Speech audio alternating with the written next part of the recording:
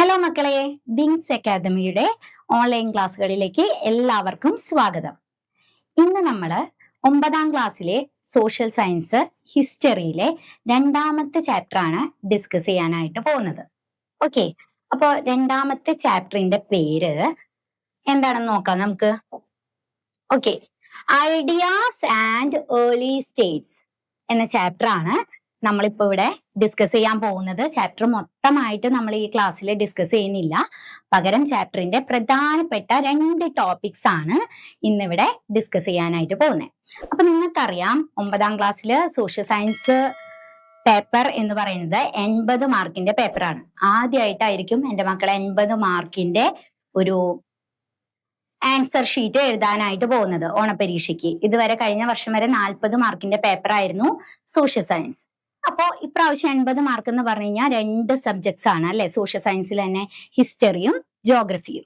അപ്പൊ അതിൽ ഹിസ്റ്ററിയിൽ 40 മാർക്ക്, ജോഗ്രഫിയിൽ 40 മാർക്ക്, അങ്ങനെയാണ് ടോട്ടൽ 80 മാർക്ക് വരുന്നത്. അപ്പൊ ഹിസ്റ്ററിയിലെ 40 മാർക്കില് ഓണപരീക്ഷയിൽ വളരെയധികം വെയിറ്റേജ് ഉള്ള ഒരുപാട് ക്വസ്റ്റ്യൻസ് വരുന്ന ഒരു ചാപ്റ്റർ ആണ് ഏത്, നമ്മുടെ ഐഡിയാസ് ആൻഡ് ഏർലി സ്റ്റേറ്റ്സ്. അപ്പൊ അതുകൊണ്ട് തന്നെ നിങ്ങൾ എന്ത് ചെയ്യണം, ക്ലാസ് നന്നായി ശ്രദ്ധിച്ചിരിക്കണം. മാത്രമല്ല, സോഷ്യൽ സയൻസിനെ കുറിച്ച് ഒരു കാര്യം കൂടെ മിസ് പറഞ്ഞോട്ടെ. ആൻസേഴ്സ് പോലെ തന്നെ സോഷ്യൽ സയൻസിൽ പ്രാധാന്യമുള്ള ഒന്നാണ് ക്വസ്റ്റ്യൻസ് എന്ന് പറയുന്നത്. കാരണം നമ്മൾ കുട്ടികൾ എല്ലാവരും ആൻസേഴ്സ് ഒരുപാട് പഠിച്ചു പോകും, പക്ഷെ എന്ത് നോക്കില്ല, ക്വസ്റ്റ്യൻസ് നോക്കില്ല. അപ്പൊ എക്സാമിന് പോയി ക്വസ്റ്റ്യൻ പേപ്പർ കയ്യിൽ കിട്ടുമ്പോഴാണ് ഈ ക്വസ്റ്റ്യൻസ് ആദ്യമായിട്ട് കാണുന്നത് പോലും. അപ്പൊ ഒരുപാട് ആൻസേഴ്സ് നമുക്ക് നമ്മുടെ തലയ്ക്ക് ചുറ്റും ഉണ്ടാവും, പക്ഷെ ഈ ചോദിച്ചിരിക്കുന്ന ക്വസ്റ്റ്യന്റെ ആൻസർ ഏതാണെന്ന് അറിയാത്ത ഒരു അവസ്ഥ ഉണ്ടാവും. അപ്പൊ അത് സ്വാഭാവികമായി എഴുതുന്ന ആൻസർ വേറെ ഏതോ ക്വസ്റ്റ്യന്റെ ആൻസർ ആയിരിക്കും. അപ്പൊ നമ്മുടെ മൊത്തം ആ ഒരു ക്വസ്റ്റ്യന്റെ മാർക്ക് പോവാനും അത് കാരണമാവും. അങ്ങനെയാണ് സോഷ്യൽ സയൻസിൽ പൊതുവെ കുട്ടികൾക്ക് മാർക്ക് കുറയുന്നത്. അതുകൊണ്ട് ഇവിടെ ഓരോ കാര്യവും പറയുമ്പോൾ അതോടൊപ്പം ഞാൻ ക്വസ്റ്റ്യനും കൂടെ പറഞ്ഞു പോകും. അപ്പൊ ആ ക്വസ്റ്റ്യൻ നിങ്ങൾ നന്നായി ശ്രദ്ധിക്കണം. മാത്രമല്ല, വെറുതെ ക്ലാസ് കേട്ടിരിക്കാതെ എന്ത് ചെയ്യണം, ടെക്സ്റ്റ് ബുക്കിലോ നോട്ട് ബുക്കിലോ പ്രധാനപ്പെട്ട പോയിന്റ്സും ക്വസ്റ്റ്യൻ അടക്കം നിങ്ങൾ എന്ത് ചെയ്യണം, കുറിച്ചു വെക്കാനും ശ്രദ്ധിക്കണം. ഓക്കെ, ക്ലിയർ അല്ലേ? അപ്പൊ നമുക്ക് ചാപ്റ്ററിലേക്ക് പോയാലോ? ഓക്കെ,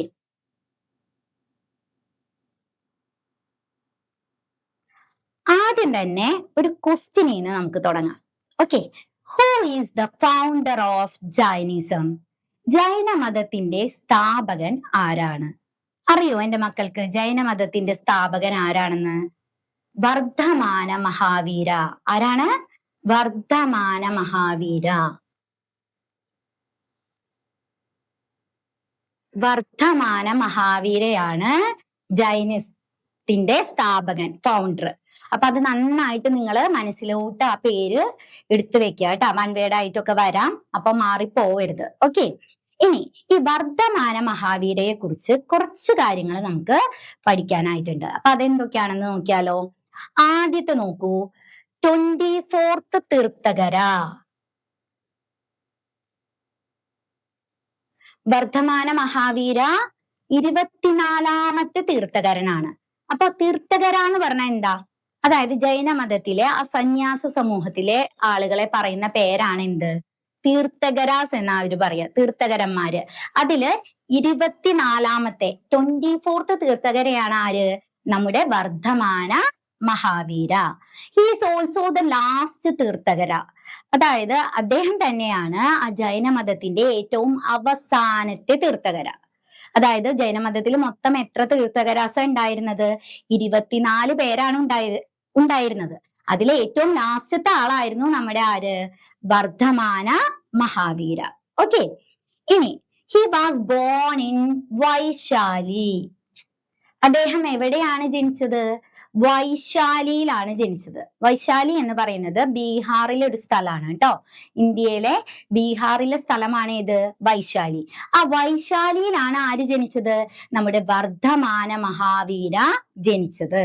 ഓക്കെ, അപ്പൊ 24th തീർത്ഥകരയാണ് അദ്ദേഹം. അതോടൊപ്പം അദ്ദേഹം ജനിച്ചത് എവിടെയാണ്? വൈശാലിയിലാണ്.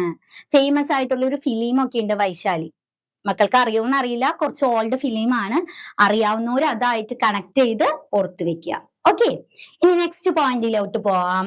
He came to be known as Mahavira and Gina.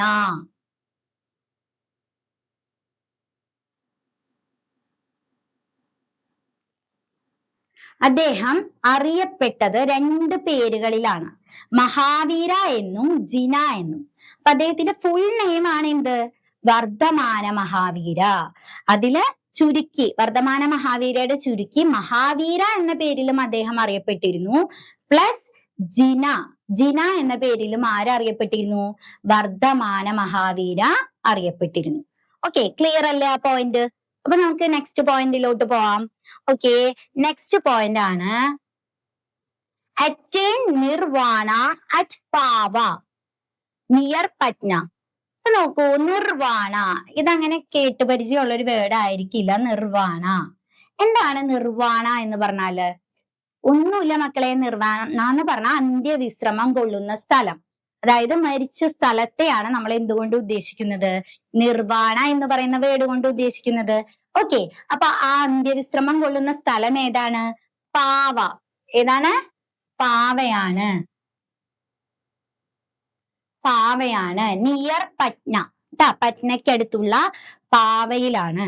Okay, അപ്പൊ ഇത് ഓർക്കാൻ വേണ്ടിയിട്ട് നമ്മള് നിർവാണ എന്ന് പറഞ്ഞാൽ എന്താ? അത് ആദ്യം മനസ്സിലാക്കുക, മരിച്ച സ്ഥലമാണ്. അപ്പൊ സാധാരണയായിട്ട് നമ്മൾ പറയില്ലേ, മരിച്ചുപോയ ആളുകള് നമ്മൾ എന്താ പറയാ? അയ്യോ പാവം, മരിച്ചുപോയി, പാവം. ആ ഒരു വേർഡ് ഓർത്തു വെക്കുക. അപ്പൊ പാവത്തിലെ അമ്മ അങ്ങോട്ട് കളയുക, എന്നിട്ട് പാവ. ഓക്കെ, അപ്പൊ എവിടെയാണ് മരിച്ചുപോയത്? പാവയിലാണ്. ഓക്കെ, ഇത്രയും കാര്യങ്ങളാണ് വർദ്ധമാന മഹാവീരയെ കുറിച്ച് നമുക്ക് പേഴ്സണലി പഠിക്കാനായിട്ടുള്ളത്. ഓക്കെ, ക്ലിയർ അല്ലേ? മനസ്സിലായല്ലോ? അപ്പൊ ഇനി നെക്സ്റ്റ് ടോപ്പിക്കിലേക്ക് പോവാം. നെക്സ്റ്റ് ആണ് നമുക്ക് ജൈനിസത്തിൽ പഠിക്കാനുള്ള വെരി വെരി ഇമ്പോർട്ടന്റ് ക്വസ്റ്റ്യൻ ആണിത്. What are the doctrines of Jainism? എന്താണ്? What are the doctrines of Jainism? Very important ആണ് കേട്ടോ.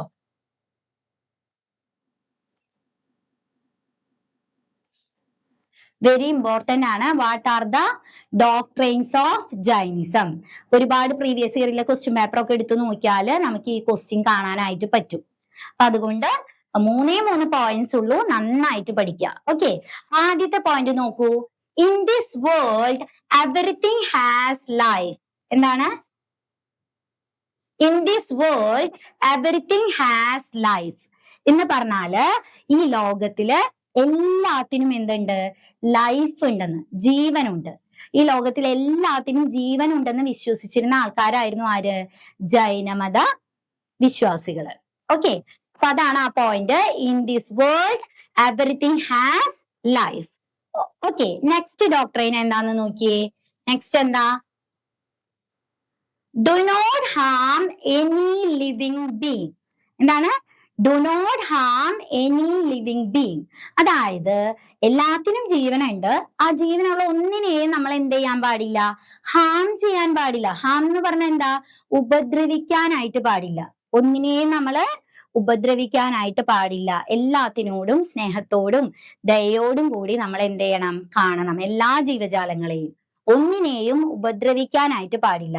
അതാണ് ജൈനിസത്തിന്റെ നെക്സ്റ്റ് ഡോക്ട്രിൻ. ഓക്കെ, ഇനി മൂന്നാമത്തെ, അതായത് ലാസ്റ്റ് ഡോക്ട്രിൻ ഓഫ് ജൈനിസം നമുക്ക് നോക്കാം. ലാസ്റ്റ് ഡോക്ട്രിൻ ഓഫ് ജൈനിസം എന്താണ്? Birth and rebirth are determined on the basis of karma. എന്താണ്? കർമ്മ. വാട്ട് ഈസ് കർമ്മ? എന്താണ് കർമ്മ എന്ന് പറഞ്ഞാല്? എന്താണ്? പ്രവൃത്തി. നമ്മൾ ചെയ്യുന്ന പ്രവൃത്തിയെയാണ് ഏത് വേർഡ് കൊണ്ട് നോട്ട് ചെയ്യുന്നത്? കർമ്മ എന്ന വേർഡ് കൊണ്ട് നമ്മൾ നോട്ട് ചെയ്യുന്നത്. ഓക്കെ, അപ്പോ ഇവിടെ പറയുന്ന ബർത്തും റീബർത്തും. എന്താണ് ബർത്ത്? എന്താണ് റീബർത്ത്? ബർത്ത് എന്ന് പറഞ്ഞാൽ ഇപ്പൊ നമ്മള് ജീവിച്ചുകൊണ്ട് പോകുന്ന ഈ ഒരു, ജനിച്ചപ്പോ തൊട്ട് ജീവിച്ചുകൊണ്ടിരിക്കുന്ന ഈ ഒരു ജീവിതം. റീബർത്ത് എന്ന് പറയുന്നത് നമ്മുടെ ഈ ഒരു ജീവിതം കഴിഞ്ഞ് നമ്മൾ മരിച്ചു പോയിട്ട് കാലങ്ങൾക്ക് ശേഷം വീണ്ടും നമുക്കൊരു ജന്മം ഉണ്ടാകും, പുനർജന്മം എന്നൊക്കെ പറയും. ഓക്കെ, ആ ഒരു റീബർത്തിൽ വിശ്വസിച്ചിരുന്ന ആൾക്കാരാണ് ആര്? ജൈനിസംകാര്, ജൈനമതക്കാര്. അതായത് വീണ്ടും നമുക്ക് ഇനിയൊരു ലൈഫ് ഉണ്ടാവും, മരണശേഷം വീണ്ടും നമ്മൾ ജനിക്കും എന്ന് വിശ്വസിച്ചിരുന്ന ആൾക്കാരാണ്. അപ്പൊ ഇപ്പോഴത്തെ നമ്മുടെ ജീവിതമായാലും ഇനി നമുക്കുണ്ടാകുന്ന റീബർത്ത് ആയാലും എന്തിനെ ഡിപ്പെൻഡ് ചെയ്തിരിക്കും? നമ്മുടെ കർമ്മയെ, പ്രവൃത്തിയെ ആശ്രയിച്ചിരിക്കും.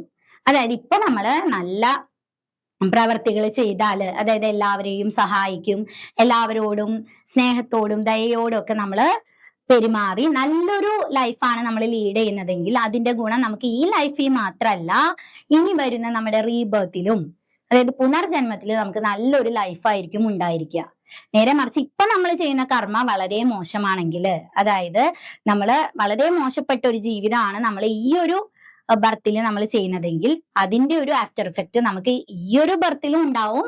അതേപോലെ നമ്മുടെ പുനർജന്മത്തിൽ നമുക്ക് വളരെ മോശപ്പെട്ട അനുഭവങ്ങളായിരിക്കും ഉണ്ടായിരിക്കുക. അതാണ് ഈ ഒരു പോയിന്റ് കൊണ്ട് മീൻ ചെയ്യുന്നത്. മനസ്സിലായോ? എന്താണ്? Birth and rebirth are determined on the basis of karma. Clear അല്ലേ? മനസ്സിലായല്ലോ? ഇത് വളരെ ഇമ്പോർട്ടന്റ് ആണ്. നന്നായിട്ട് നോട്ട് ചെയ്യുക. 3 പോയിന്റ് ഉള്ളൂ. ഓക്കെ, നന്നായിട്ട് പഠിക്കണം. What are the doctrines of Jainism? Okay, അപ്പൊ ഇനി നെക്സ്റ്റ് ടോപ്പിക്കിലേക്ക് നമുക്ക് പോകാം. ഇനി നെക്സ്റ്റ് എന്ന് പറയുന്നത് നമുക്ക് പ്രിൻസിപ്പിൾസ് ആണ് പഠിക്കാനുള്ളത്. എന്താണ്? പ്രിൻസിപ്പിൾസ് ആണ്. അപ്പൊ അതിന്റെ ക്വസ്റ്റ്യൻ വന്നിട്ട് what are the 3 principles for attaining moksha എന്ന് ചോദിക്കാം. ഈ പ്രിൻസിപ്പിൾസ് എന്ന് പറയുന്നത് നമുക്ക് 3 എണ്ണാണ് പഠിക്കാനായിട്ടുള്ളത്. ഈ 3 പ്രിൻസിപ്പിൾസും നമുക്ക് പ്രൊപ്പോസ് ചെയ്തിരിക്കുന്നത് മഹാവീരയാണ്. അതായത് ജൈനിസത്തിന്റെ ഫൗണ്ടറായ വർദ്ധമാന മഹാവീരയാണ് നമ്മുടെ ഈ 3 പ്രിൻസിപ്പിൾസും കൊണ്ടുവന്നിരിക്കുന്നത്. ഓക്കെ, അപ്പോ ഈ 3 പ്രിൻസിപ്പിൾസ് എന്തൊക്കെയാണെന്ന് നമുക്ക് നോക്കാം. First one, right belief. എന്താണ്? Right belief. അതാണ് ആദ്യത്തെ പ്രിൻസിപ്പിള്. ശരിയായിട്ടുള്ള വിശ്വാസം. എന്താണ്? ശരിയായിട്ടുള്ള വിശ്വാസം. മോക്ഷം കിട്ടാൻ വേണ്ടിയിട്ടാണ് ഈ 3 പ്രിൻസിപ്പിൾസ് അദ്ദേഹം കൊണ്ടുവന്നിരിക്കുന്നത്. മോക്ഷ എന്ന് പറഞ്ഞാൽ എന്താ? നമ്മുടെ ജീവിതകാലം മുഴുവൻ നമ്മുടെ എല്ലാ ആഗ്രഹങ്ങളും ഒക്കെ സാധിച്ച് ഇതായ നമുക്ക് എന്ത് കിട്ടും? നമ്മുടെ ആത്മാവിന് മോക്ഷം കിട്ടും എന്നൊക്കെ പറഞ്ഞു കേട്ടിട്ടില്ലേ?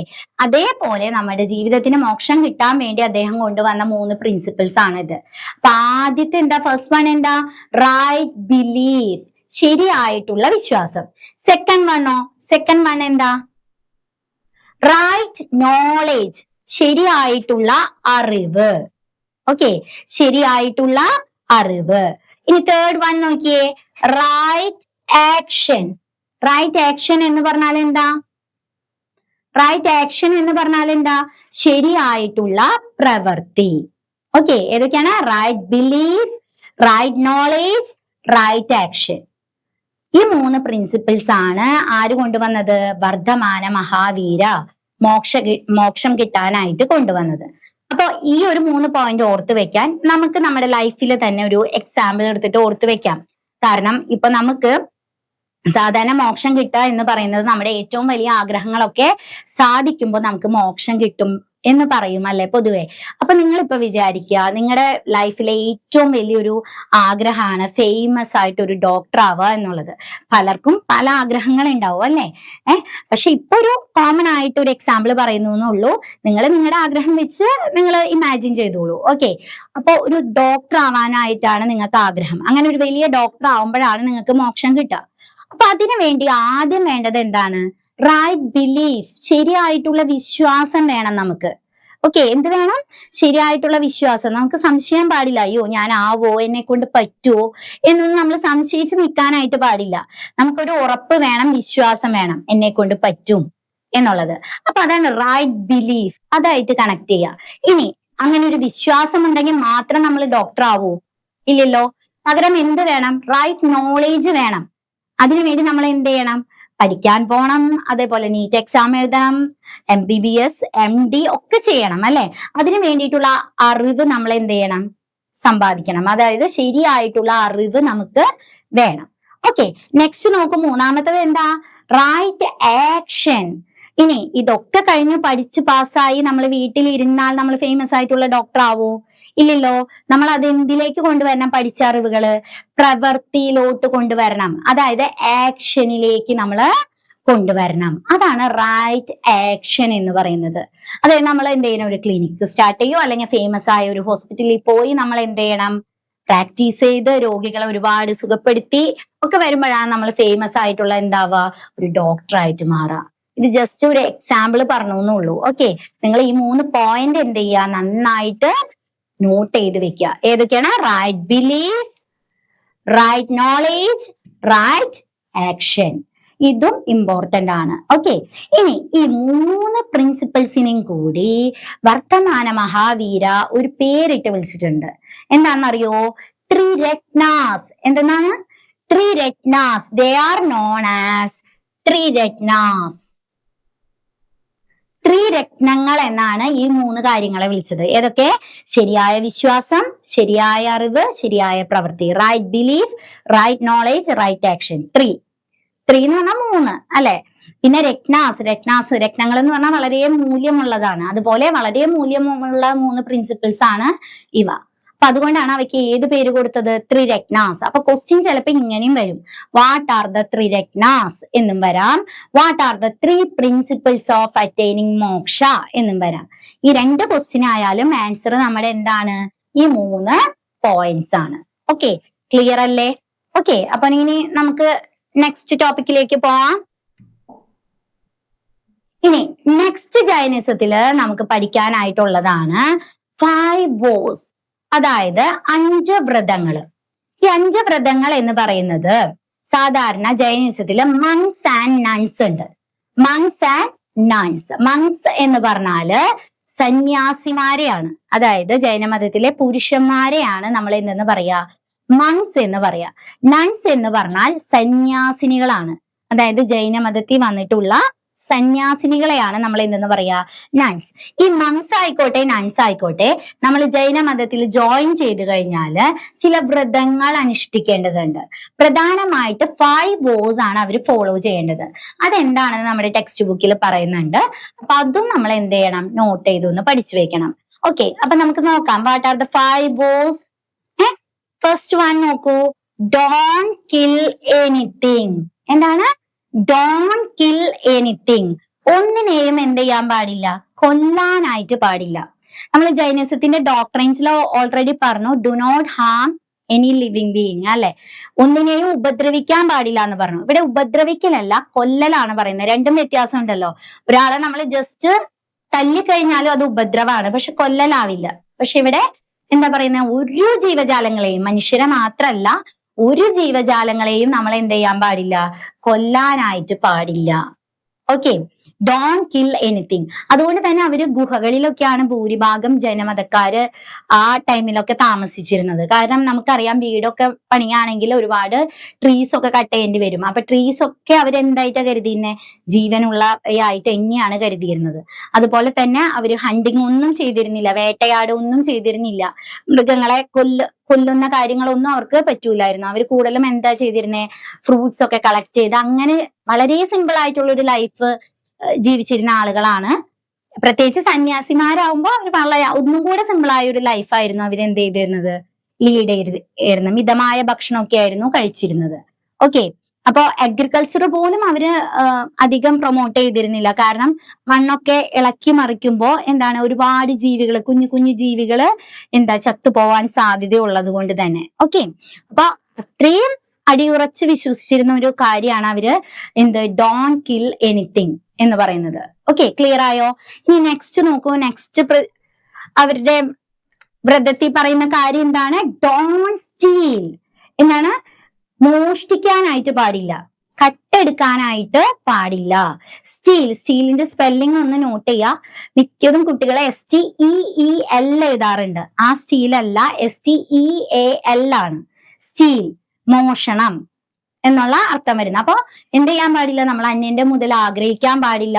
അതൊന്നും എന്ത് ചെയ്യാൻ പാടില്ല? കട്ടെടുക്കാനായിട്ട് പാടില്ല. Don't steal. Okay, next point എന്താ? Don't lie. എന്താണ്? ഡോണ്ട് ലൈ എന്ന് പറഞ്ഞാൽ എന്താ? നുണ പറയാനായിട്ട് പാടില്ല. ഓക്കെ, നമ്മൾ എന്ത് ചെയ്യാൻ പാടില്ല? ഒരു കാരണവശാലും നുണകൾ പറയാൻ പാടില്ല. പ്രത്യേകിച്ച് ഈ സന്യാസിമാര്, മങ്സ് ആൻഡ് നൺസ്. എപ്പോഴും വളരെ സത്യസന്ധമായ ഒരു ലൈഫ് ലീഡ് ചെയ്യേണ്ട ആളുകളാണ് ഇവര്. അപ്പൊ അവരുടെ വ്രതങ്ങളില് വോസിലെ ഒരു പ്രധാനപ്പെട്ടതാണ് ഡോൺ ലൈ. ഓക്കെ, ക്ലിയർ അല്ലേ? അപ്പൊ നെക്സ്റ്റ് പോയിന്റ് നോക്കാം. നെക്സ്റ്റ് പോയിന്റ് എന്താണ്? Don't own property. എന്താണ്? Don't own property. എന്താണ് ഡോണ്ട് ഓൺ പ്രോപ്പർട്ടി എന്ന് പറഞ്ഞാല്? ഓൺ എന്ന് പറഞ്ഞാൽ എന്താ? നമുക്ക് സ്വന്തം അല്ലെ? ഡോണ്ട് ഓൺ പ്രോപ്പർട്ടി എന്ന് പറഞ്ഞാല് സ്വന്തമായിട്ട് എന്ത് പാടില്ല? സ്വത്തുക്കള് പാടില്ല. അതായത് ഈ ഒരു ജൈനമത സന്യാസ ജീവിതത്തിലേക്ക് വരികയാണ്. ഇപ്പൊ നല്ല റിച്ച് ആയിട്ടുള്ള ഒരാളാണെന്ന് വിചാരിക്കുക. അങ്ങനെയാണെങ്കിൽ അയാൾ ഈ മതത്തില് ഈ ഒരു ഇതിലേക്ക് ജോയിൻ ചെയ്യുന്നതിന് മുന്നേ അയാളുടെ സർവ്വ സ്വത്തുക്കളും എന്ത് ചെയ്യേണ്ടി വരും? ദാനം ചെയ്യേണ്ടി വരും. പാവപ്പെട്ടവർക്കൊക്കെ ദാനം ചെയ്തിട്ട് വേണം വരാൻ. വളരെ സിമ്പിൾ ആയിട്ടുള്ള ലൈഫ് ലീഡ് ചെയ്യുന്നത് കൊണ്ട് തന്നെ അവർ ആഭരണങ്ങളോ നല്ല എന്താ പറയാ ആർഭാടമായ വസ്ത്രങ്ങളോ ഒന്നും തന്നെ ധരിക്കില്ല. മാത്രമല്ല അവരുടെ പേരിൽ ഒരു സ്വത്തുക്കളും പാടില്ല, ഈ മങ്സ് ആൻഡ് നൺസിന്റെ പേരില്. അപ്പൊ അതാണ് അടുത്തൊരു വ്രതം എന്ന് പറയുന്നത്. എന്താണ്? Don't own property. ക്ലിയർ ആയോ? ഈ ലാസ്റ്റ് വേഴ്സ് നോക്കാം. ഓക്കെ, ഏതാ? Practise celibacy. എന്താണ്? Practise celibacy. എന്താ സെലിബസി എന്ന് പറഞ്ഞാല്? ചിലപ്പോ അതിന്റെ മീനിങ് അത്ര ഫെമിലിയർ ആയിരിക്കില്ല എന്റെ മക്കൾക്ക്. എന്താണ് സെലിബസി? സെലിബസി മീൻസ് ബ്രഹ്മചര്യം. ബ്രഹ്മചര്യം അതായത് കല്യാണം കഴിക്കാൻ പാടില്ല, അങ്ങനെ ഒരു ജീവിതം അവർക്ക് പാടില്ല. ആത്മീയ ജീവിതമാണ് അവർ നയിക്കേണ്ടത്. ഓക്കെ, അപ്പൊ മങ്സും നൺസും പിന്നീട് എന്ത് ചെയ്യാൻ പാടില്ല? സന്യാസ ജീവിതം എന്ന് പറഞ്ഞാല് പിന്നീട് ഭാര്യയോ മക്കളോ ഒന്നും പാടില്ല. ഓക്കെ, അപ്പൊ പ്രാക്ടീസ് സെലിബസി. ഇതാണ് 5 വേഴ്സ്. ക്ലിയർ ആണോ? ഓക്കെ അല്ലേ എല്ലാവർക്കും? എല്ലാ പോയിന്റ്സും ക്ലിയർ ആയോ? അപ്പൊ നന്നായിട്ട് നോട്ട് ചെയ്ത് ഈ പോയിന്റ്സ് പഠിക്കുക കേട്ടാ. ഓക്കെ, ഇനി നെക്സ്റ്റ് നമുക്ക് അടുത്ത ടോപ്പിക്കിലേക്ക് പോവാം. അടുത്തത് ഈ ഒരു കാര്യത്തോടു കൂടി നമ്മൾ ജൈനമതത്തിന്റെ പ്രധാനപ്പെട്ട എല്ലാ പോയിന്റ്സും പഠിച്ചു കഴിഞ്ഞു. ജൈനിസം നമ്മൾ ഫിനിഷ് ചെയ്യാൻ പോവാണ്. അതായത് നെക്സ്റ്റ് പറയാൻ പോകുന്നത് ജൈനിസം ഈ പറഞ്ഞ പോലെ കുറെ നാളിങ്ങനെ മുന്നോട്ട് പോയി. അതിനുശേഷം ജൈനമതം സ്പ്ലിറ്റ് ആവുന്നുണ്ട്, 2 വിഭാഗങ്ങളായിട്ട് വേർതിരിയുന്നുണ്ട്. അപ്പൊ അത് ഏതൊക്കെയാണെന്ന് ഒന്ന് നമ്മള് നോട്ട് ചെയ്ത് വെക്കണം. ഏതൊക്കെയാണ് അത്? ശ്വേതംബരാസ് ആൻഡ് ദിഗംബരാസ്. ഓക്കെ, ആരൊക്കെയാണ്? ശ്വേതംബരന്മാരും ദിഗംബരന്മാരും. ഓക്കെ, ജൈനിസം കുറെ നാള് പോയിട്ട് എന്തായി? ജൈനിസം സ്പ്ലിറ്റ് ആയി, 2 വിഭാഗമായി മാറി. അതാണ് ഇത് ശ്വേതംബരാസും ദിഗംബരാസും. ഓക്കെ, ക്ലിയർ ആയോ? ഇത്രയും കാര്യങ്ങളാണ് നമുക്ക് ജൈനിസത്തില് വളരെ പ്രധാനമായിട്ട് പഠിക്കാനുള്ളത്. ഒരുപാട് പോയിന്റ്സ് ഉണ്ട്. അതുകൊണ്ട് തന്നെ ഓരോ പോയിന്റ്സിന്റെയും ക്വസ്റ്റ്യൻസ് നിങ്ങൾ എന്ത് ചെയ്യണം? പഠിച്ചു വെക്കണം. ആൻസേഴ്സ് മാത്രം പഠിച്ചു വെക്കരുത്. ഇപ്പൊ ഡോക്ട്രിൻസ് ചോദിക്കുമ്പോൾ പ്രിൻസിപ്പിൾസ് എഴുതിയാൽ നമുക്ക് മാർക്ക് കിട്ടില്ല. അതേപോലെ പ്രിൻസിപ്പിൾസ് ചോദിക്കുമ്പോൾ നിങ്ങൾ വോസോ അല്ലെങ്കിൽ ഡോക്ട്രിൻസോ എഴുതി കഴിഞ്ഞാൽ മാർക്ക് കിട്ടില്ല. അപ്പൊ അതുകൊണ്ടാണ് പറയുന്നത് ക്ലിയർ ആയിട്ട് എന്ത് ചെയ്യണം? ഒരു പോയിന്റ് പോലും വിടാതെ പഠിക്കുക. ഇപ്പൊ ഒരു 5 പോയിന്റ് ഉണ്ടെങ്കിൽ 5 പോയിന്റും പഠിക്കുക. 5 പോയിന്റും പഠിച്ചാലാണ് നമുക്ക് എക്സാമിന് ഒരു 4 എണ്ണെങ്കിലും സൂപ്പറായിട്ട് എഴുതി വെക്കാനായിട്ട് പറ്റുള്ളൂ. ഓക്കെ, അപ്പൊ ജൈനിസം കഴിഞ്ഞു. ഇനി നമുക്ക് ഈ ഒരു ചാപ്റ്ററിൽ തന്നെ വളരെ ഇമ്പോർട്ടന്റ് ആയ അടുത്ത ടോപ്പിക്കിലേക്ക് പോവാം. അടുത്ത ടോപ്പിക്കാണ് ബുദ്ധിസം. എന്താണ്? ബുദ്ധിസം. ഓക്കെ, ഇപ്പോ ജൈനിസത്തിൽ നമ്മൾ ഫസ്റ്റ് തന്നെ പറഞ്ഞത് എന്താ? ജൈനിസത്തിന്റെ ഫൗണ്ടർ പേരാണ് അല്ലെ? എന്താണ് ഫൗണ്ടർ പേര് പറഞ്ഞത്? വർദ്ധമാന മഹാവീര എന്നാണ് പറഞ്ഞത്. അതേപോലെ തന്നെ ബുദ്ധിസത്തിനും എന്തുണ്ട്? ഒരു ഫൗണ്ടർ ഉണ്ട്. ആ ഫൗണ്ടറിന്റെ പേരെന്താ അറിയോ നിങ്ങൾക്ക്? അറിയോ? ഗൗതമ ബുദ്ധ. എന്താണ്? ഗൗതമ ബുദ്ധ. ഓക്കെ, ഗൗതമ ബുദ്ധയാണ് ബുദ്ധിസത്തിന്റെ ഫൗണ്ടർ. അപ്പൊ വർദ്ധമാന മഹാവീരനെ കുറിച്ച് കുറച്ച് കാര്യങ്ങൾ നമ്മൾ പഠിച്ച പോലെ തന്നെ ഗൗതമ ബുദ്ധയെ കുറിച്ച് നമുക്ക് എന്തുണ്ട്? കുറച്ച് കാര്യങ്ങൾ പഠിക്കാനുണ്ട്. ഈ ഗൗതമ ബുദ്ധ എന്ന് പറയുന്നത് ഒരു രാജവംശത്തില് ജനിച്ച ആളാണ്, രാജകുമാരനായിരുന്നു കേട്ടോ. അത്രയും സുഖ സൗകര്യങ്ങളൊക്കെ വേണ്ടാന്ന് വെച്ചാണ് അദ്ദേഹം ഈ സന്യാസ ജീവിതത്തിലേക്ക് ഇറങ്ങിത്തിരിക്കുന്നത്. ഓക്കെ, ഈ ജൈനിസ് ആയിക്കോട്ടെ ബുദ്ധിസ് ആയിക്കോട്ടെ രണ്ടും ഏതാണ്ട് ഒരേ കാലഘട്ടത്തില് ഉയർന്നു വന്നിട്ടുള്ള രണ്ട് മതങ്ങളാണ്. അതുകൊണ്ട് തന്നെ രണ്ടിലും ഒരുപാട് സാമ്യങ്ങൾ, സിമിലാരിറ്റീസ് നമുക്ക് കാണാനായിട്ട് സാധിക്കും. സാധാരണ അങ്ങനെയും ക്വസ്റ്റ്യൻ പേപ്പറിൽ ക്വസ്റ്റ്യൻ ചോദിക്കാറുണ്ട്. What are the similarities between Jainism and Buddhism? അപ്പൊ നിങ്ങൾ ഈ രണ്ടും പഠിച്ചതിന് ശേഷം അതിന്റെ സിമിലർ ആയിട്ടുള്ള പോയിന്റ്സ് എന്ത് ചെയ്താൽ മതി, പിക്ക് ഔട്ട് ചെയ്താൽ മതി. ഓക്കെ, അപ്പോ ഇനി ഗൗതമ ബുദ്ധയെ കുറിച്ച് പഠിക്കാം. ഗൗതമ ബുദ്ധയുടെ ഫസ്റ്റ് പോയിന്റ് നോക്കിയേ, എന്താണ്? Original name is Siddhartha. എന്താണ്? ഒറിജിനൽ നെയിം എന്താണ്? സിദ്ധാർത്ഥയാണ്. അതായത് ഗൗതമ ബുദ്ധ ഞാൻ പറഞ്ഞു ഒരു രാജകുമാരനായിരുന്നു. അപ്പൊ അതുകൊണ്ട് തന്നെ അദ്ദേഹത്തിന്റെ ആദ്യത്തെ പേരായിരുന്നു സിദ്ധാർത്ഥ. പിന്നീട് ഈ ബുദ്ധ മതത്തിലേക്ക് വന്നപ്പോഴാണ് അദ്ദേഹം ഏത് പേര് സ്വീകരിച്ചത്? ഗൗതമ ബുദ്ധ എന്ന് പറയുന്ന പേര് സ്വീകരിച്ചത്. ക്ലിയർ അല്ലേ? അപ്പൊ അദ്ദേഹത്തിന്റെ ഒറിജിനൽ നെയിം എന്താണ്? സിദ്ധാർത്ഥ. ഓക്കെ, ഇനി നെക്സ്റ്റ് പോയിന്റ് നോക്കിയേ. നെക്സ്റ്റ് പോയിന്റ് എന്താ? Born in Lumbini. അദ്ദേഹം ജനിച്ച സ്ഥലമാണ് പറയുന്നത്. ജനിച്ച സ്ഥലം എവിടെയാണ്? ലുംബിനിയിലാണ്. എവിടെയാണ്? ലുംബിനി. കപിലവസ്തു എന്നും പറയും ട്ടാ. നേപ്പാളിലെ കപിലവസ്തു ലുംബിനിയിലാണ് അദ്ദേഹം എന്ത് ചെയ്തേക്കുന്നത്? ജനിച്ചിട്ടുള്ളത്. നമ്മുടെ വർദ്ധമാന മഹാവീര വൈശാലിയിലായിരുന്നു. ഇന്ത്യയിൽ തന്നെ ബീഹാറിലെ വൈശാലിയിലായിരുന്നു. പക്ഷെ ഗൗതമ ബുദ്ധ എവിടെയാണ്? നേപ്പാളിലെ ലുംബിനി കപിലവസ്തുവിലാണ് അദ്ദേഹത്തിന്റെ ജനനം. ഓക്കെ, നെക്സ്റ്റ് പോയിന്റ് നോക്കിയേ. attain enlightenment at Bodh Gaya in Bihar. എന്താണ് പറയുന്നത്? എൻലൈറ്റ്മെന്റ്. എന്താണ് എൻലൈറ്റ്മെന്റ്? എൻലൈറ്റ്മെന്റ് എന്ന് പറഞ്ഞാല് ബോധോദയം എന്നൊക്കെ പറയും മലയാളത്തില്. അതായത് അത്രയും നാൾ അദ്ദേഹം ഒരു രാജകുമാരനായി ജീവിച്ചിട്ട് പെട്ടെന്നാണ് അദ്ദേഹത്തിന് ഒരു ബോധോദയം ഉണ്ടാകുന്നത്. എന്റെ ജീവിതം ഇതല്ല, ഇത്രയും സുഖ സൗകര്യങ്ങളോട് കൂടി കഴിയേണ്ടതല്ല എന്റെ ജീവിതം. എന്റെ ജീവിതം എന്ന് പറയുന്നത് ആത്മീയ ജീവിതമാണ് എന്നുള്ള ആ ഒരു ബോധം വരുന്നതില്ലേ, അതിനെയാണ് എൻലൈറ്റ്മെന്റ് എന്ന് പറയുന്നത്. അത് എവിടെ വെച്ചിട്ടാ അദ്ദേഹത്തിന് അത് ഉണ്ടാവുന്നത്? എവിടെ വെച്ചിട്ടാ? ബോധ് ഗയ ഇൻ ബീഹാർ. ബീഹാറിലെ ബോധ് ഗയയിൽ വെച്ചിട്ടാണ് അദ്ദേഹത്തിന് ആ ഒരു എൻലൈറ്റ്മെന്റ് ഉണ്ടാകുന്നത്. ഓക്കെ, ക്ലിയർ ആയോ? അപ്പൊ ഇനി നെക്സ്റ്റ് പോയിന്റ് നോക്കാം. നെക്സ്റ്റ് പോയിന്റ് എന്താ? Delivered his first sermon Sarnath. Sermon എന്ന് പറഞ്ഞാല് എന്താണെന്ന് അറിയോ? സെർമോൺ എന്ന് പറഞ്ഞാല് സ്പീച്ച് ആണ്. അദ്ദേഹത്തിന്റെ ഫസ്റ്റ് പ്രസംഗം, ആദ്യത്തെ അദ്ദേഹത്തിന്റെ പ്രസംഗം എവിടെയായിരുന്നു? സാരാനാഥിൽ വെച്ചിട്ടായിരുന്നു കേട്ടോ. എവിടെയാണ്? സാർനാഥിൽ വെച്ചിട്ടായിരുന്നു അദ്ദേഹത്തിന്റെ ഫസ്റ്റ് സ്പീച്ച്. ക്ലിയർ ആയോ? ഇനി ലാസ്റ്റ് പോയിന്റ് ആണ് ഗൗതമ ബുദ്ധയെ കുറിച്ച് നമുക്ക് പഠിക്കാനുള്ളത്. എന്താണ്? attain nirvana at Kushinara. Nirvana already പറഞ്ഞു നമ്മള് ജൈനിസത്തില്. അതിന്റെ മീനിങ് ഓർമ്മയുണ്ടോ? മക്കൾക്ക് ഓർമ്മയുണ്ടോ? നിർവാണ എന്താ പറഞ്ഞേ നമ്മള്? അന്ത്യവിശ്രമം കൊള്ളുന്ന സ്ഥലം, അതായത് മരിച്ച സ്ഥലത്തെയാണ് ഡിനോട്ട് ചെയ്യുന്നത് നിർവാണ എന്ന ടേമുണ്ട്. അപ്പൊ അത് വർദ്ധമാന മഹാവീര പാവയിൽ വെച്ചിട്ടായിരുന്നു. ഇവിടെ ഗൗതമ ബുദ്ധ എന്താണ്? കുഷിനാര. എവിടെയാണ്? കുഷിനാര. ഓക്കെ, കുഷിനാരയിൽ വെച്ചിട്ടായിരുന്നു അദ്ദേഹത്തിന്റെ മരണം. ഓക്കെ, അപ്പൊ ഇത്രയും കാര്യങ്ങൾ ക്ലിയർ അല്ലേ ഗൗതമ ബുദ്ധയെ കുറിച്ച്? ഓക്കെ, നോട്ട് ചെയ്ത് വെച്ച് പഠിക്കണം. ഓക്കെ, ഇനിയിപ്പോ നെക്സ്റ്റ് നോക്കാം ബുദ്ധിസത്തില് ഇനി എന്താണ് നമുക്ക് പഠിക്കാനായിട്ടുള്ളതെന്ന്. ഓക്കെ, നെക്സ്റ്റ് നമ്മൾ പറയാൻ പോകുന്നത് ബുദ്ധാസ് പ്രിൻസിപ്പിൾസ് ആണ്. അതായത് what are the principles of Buddha's. അപ്പൊ ആദ്യത്തെ പോയിന്റ് നോക്കിയേ. Life is full of sorrows.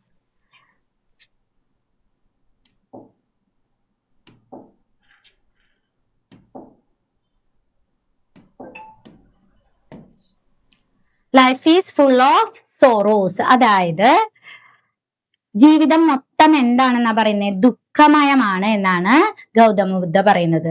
ജീവിതം എന്ന് പറഞ്ഞാൽ മൊത്തം എന്താണ്? സോറോസ് ആണ്. ഓക്കെ, ഇനി നെക്സ്റ്റ് പോയിന്റ് അതുമായി കണക്ട് ചെയ്ത് തന്നെയാണ് ആള് പറയുന്നത്. എന്താണ്? Desire is the cause of sorrow. Desire is the cause of sorrow. Desire എന്ന് പറഞ്ഞാൽ എന്താ? ആശ, ആഗ്രഹം എന്നൊക്കെ പറയും. അപ്പോ ഈ ദുഃഖത്തിന് കാരണം എന്താണ്? നമ്മുടെ ആശകളാണ്, ആഗ്രഹങ്ങളാണ്. ഓക്കെ, അടുത്ത പോയിന്റും ഇതുമായി കണക്ട് ചെയ്ത് തന്നെയാണ് പറയുന്നത്. If desire is destroyed sorrow will disappear. അതായത് ഇപ്പൊ നമ്മുടെ ആഗ്രഹങ്ങൾ ഇല്ലാണ്ടാവുകയാണെങ്കിൽ സ്വാഭാവികമായി നമ്മുടെ എന്തും ഇല്ലാണ്ടാവും, ദുഃഖങ്ങളും ഇല്ലാതാകും എന്നാണ് ആര് പറയുന്നത്? ഗൗതമ ബുദ്ധ പറയുന്നത്. ഓക്കെ, അപ്പൊ ഇപ്പോ ഇദ്ദേഹം ഉദ്ദേശിക്കുന്നത് ഇതാണ്, നമ്മുടെ ജീവിതത്തിൽ ആശകൾ കൂടുന്തോറുമാണ് നമുക്ക് ദുഃഖങ്ങൾ ഉണ്ടാകുന്നത്. അതായത് ആ ആശകൾ സാധിക്കാതെ വരുമ്പോൾ നമുക്ക് എന്തുണ്ടാവും? ദുഃഖം ഉണ്ടാവും. ഇപ്പൊ ആദ്യം നമുക്കൊരു 3-4 വയസ്സിൽ നമ്മളൊരു കുട്ടി സൈക്കിൾ മോഹിക്കുകയാണ്, ആശിക്കുകയാണ്, ആഗ്രഹിക്കുകയാണ്. നമ്മൾ അച്ഛൻ്റെ അമ്മയുടെ അടുത്തും ചെന്ന് പറയാണ് എനിക്ക് ആ സൈക്കിൾ വേണം, കുഞ്ഞു സൈക്കിൾ വേണം എന്ന് പറയുമ്പോൾ അച്ഛനും അമ്മയും അത് വാങ്ങിച്ച് തന്നില്ലെങ്കിൽ സ്വാഭാവികമായി നമുക്ക് എന്തുണ്ടാവും? സോറോ ഉണ്ടാവും അല്ലെ, ദുഃഖം ഉണ്ടാവും. എന്നാൽ ആ ആശയേ ഇല്ലെങ്കിലോ, സൈക്കിള് വേണമെന്ന ആഗ്രഹമോ ആശയോ ഇല്ലെങ്കിൽ ആ ഒരു വിഷമം നമ്മുടെ ഉള്ളിൽ ഉണ്ടാവോ? ഇല്ലല്ലോ. അപ്പൊ അതാണ് അദ്ദേഹം ഉദ്ദേശിക്കുന്നത്. അപ്പൊ ആള് പറയുന്നു നമുക്ക് എന്തായാലും ആഗ്രഹങ്ങൾ എന്ന് പറയുന്നത് ഒന്ന് സാറ്റിസ്ഫൈ ചെയ്യുമ്പോൾ മനുഷ്യന് എന്തുണ്ടാവും? അടുത്ത ആഗ്രഹം ഉണ്ടാവും അല്ലെ. ഇപ്പോ സൈക്കിള് കഴിഞ്ഞ് കഴിഞ്ഞാൽ പിന്നെ നമ്മൾ ബൈക്ക് ആയിരിക്കും ആഗ്രഹിക്കുക, ബൈക്ക് കഴിഞ്ഞാൽ കാറായിരിക്കും, കാർ തന്നെ കുറച്ചും കൂടി എന്താണ് നല്ല കാറ്, അതേപോലെ ഐഫോൺ, അങ്ങനെ ആഗ്രഹങ്ങൾ ഇങ്ങനെ കൂടിക്കൊണ്ടിരിക്കും. അപ്പൊ ഓരോ ആഗ്രഹവും നമുക്ക് സാധിക്കാതെ ആവുമ്പോൾ നമുക്ക് എന്ത് വരും?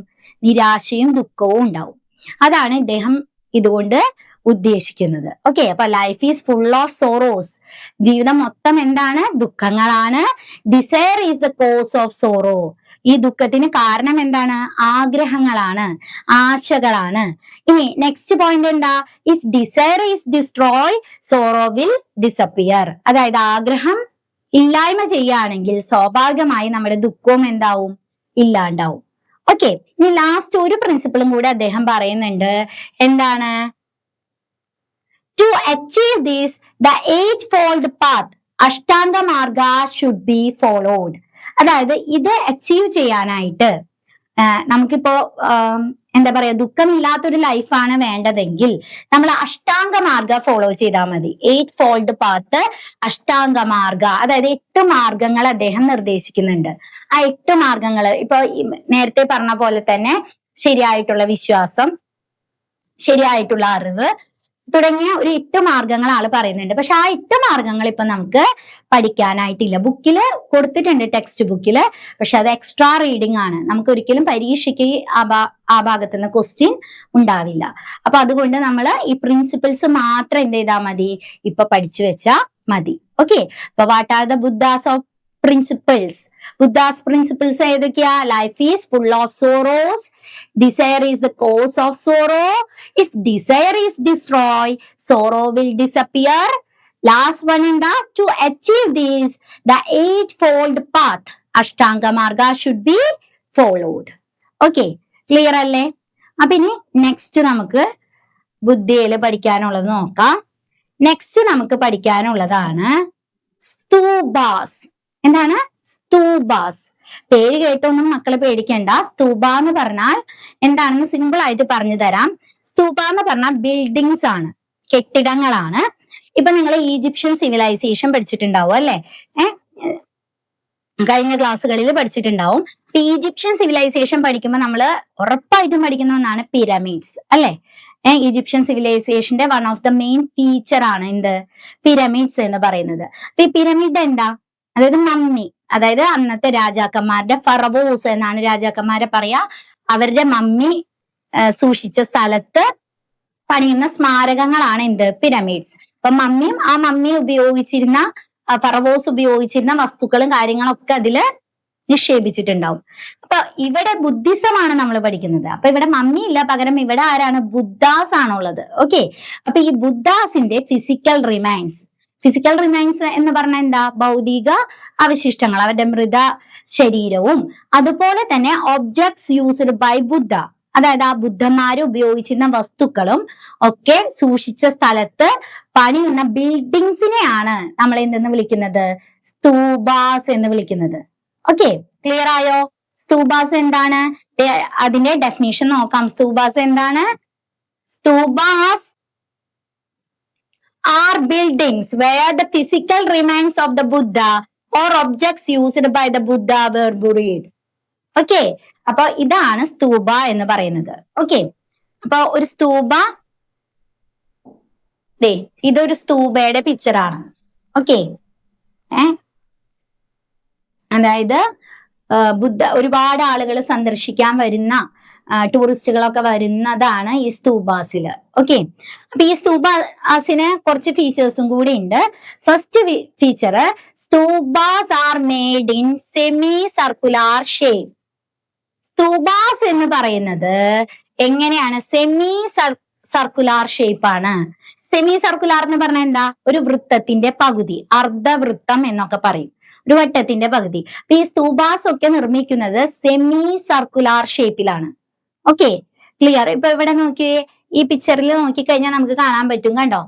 സെമി സർക്കുലാർ ഷേപ്പിലല്ലേ ഇത്? അല്ലെ, ഒരു വൃത്തത്തിന്റെ പകുതിയല്ലേ? അപ്പോ സ്തൂപാസിന്റെ ഒരു ഏറ്റവും വലിയ പ്രത്യേകതയും അത് തന്നെയാണ്.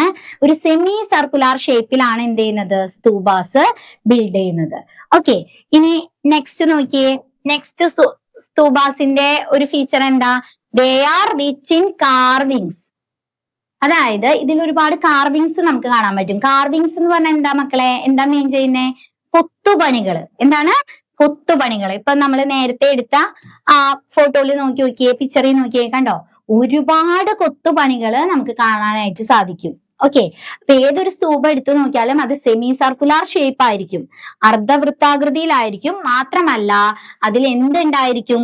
ഒരുപാട് എന്തുണ്ടായിരിക്കും? കാർവിങ്സ് ഉണ്ടായിരിക്കും, അതായത് കൊത്തുപണികള് ഉണ്ടായിരിക്കും. ഓക്കെ, ഇനി സ്തൂപയുടെ എക്സാമ്പിൾസും കൂടെ അവിടെ നോക്കുന്നുണ്ട്. Sanchi and Sarnath stupas are famous. വളരെ ഫേമസ് ആയിട്ടുള്ള രണ്ട് സ്തൂപകളുണ്ട്. ഒന്ന് എന്താണ്? സാഞ്ചിയും മറ്റൊന്ന് സാർനാഥും. സാരാനാഥും സാഞ്ചിയും, ഇത് രണ്ടും വളരെ ഫേമസ് ആയിട്ടുള്ള എന്താണ്? സ്തൂപാസ് ആണ്.